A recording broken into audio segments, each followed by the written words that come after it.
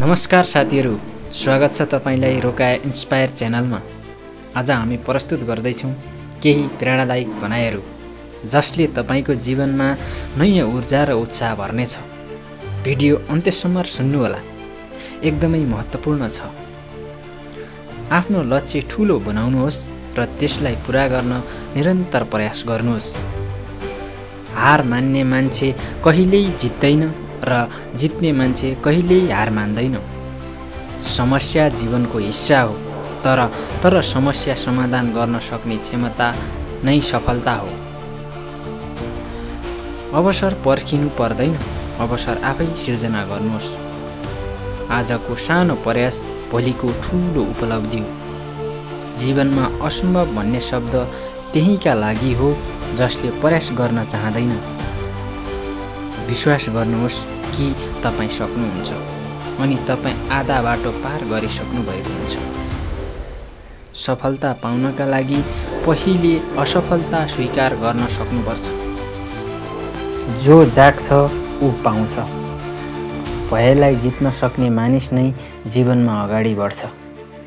आफूलाई परिवर्तन गर्ने शक्ति तपाईभित्रै लुकेको हुन्छ।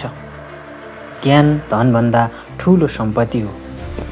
धैर्य कमजोरी होइन, बरु ठूलो शक्ति हो।